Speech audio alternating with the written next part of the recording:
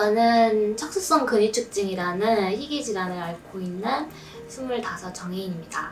이 척수성 근위축증이라는 병은 계속적으로 진행을 하면서 몸에 남아있는 근육들이 퇴행을 하는 병이고요. 호흡에 필요한, 생존에 필요한 그런 최소한의 근육들까지도 결국에는 퇴행을 하게 되는 그런 질병입니다.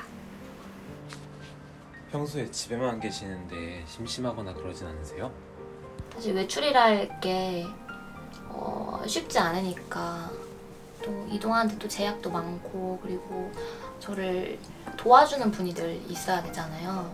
그러다 보니까 그런 거 저런 거 고려하다 보면은 좀 외출하는 게 되게 좀 피곤하더라고요. 뭐 물리적인 어려움은 늘 있는 일이니까 많이 적응하고 많이 무뎌졌는데 사람으로부터 오는 그 데미지는 조금 있는 편이에요.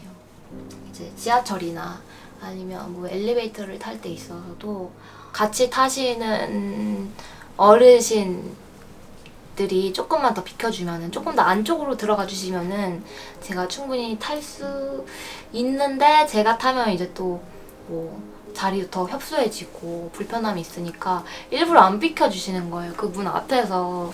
그래서 그런 못 탔던 경험도 많고 그리고 장소가 협소하다던가 그런 곳을 갈 때에도 이제 안 비켜주시는 분들이 간혹가다 있더라고요. 좀 피해를 본의 아니게 드리게 될 때가 있는데 그때는 되게 아니 뭐 이렇게 난폭하게 운전을 하냐는 둥 왜 이렇게 미숙하냐는 둥 이렇게 말씀들을 하시더라고요. 사실은 제가 미숙하진 않거든요. 저 휠체어 운전 되게 잘해요. 근데 네 그렇게 원치 않게 마찰을 빚는 경우가 종종 있어요. 네. 그래도 제가 감당해야 되는 부분들이니까 그냥 그러려니 하고 그런 부분이 항상 저한테는 조금 더 크게 느껴지는 과제인 것 같아요. 아버님이 느꼈던 차별은 어떤 것들이 있나요? 우리 혜인이가 초등학교를 들어가야 되는데 장애가 있다고 그래서 안 받아주는 거예요. 그래서 학교 찾아가고 또 학교에서 안 돼서 교육청 찾아가고 교육청 찾아가서 안 돼서 구청 찾아가고 거의 뭐 싸우다시피 해서 그렇게 해서 초등학교를 졸업하고요. 중학교도 이제 중학교 가서도 그렇게 했습니다.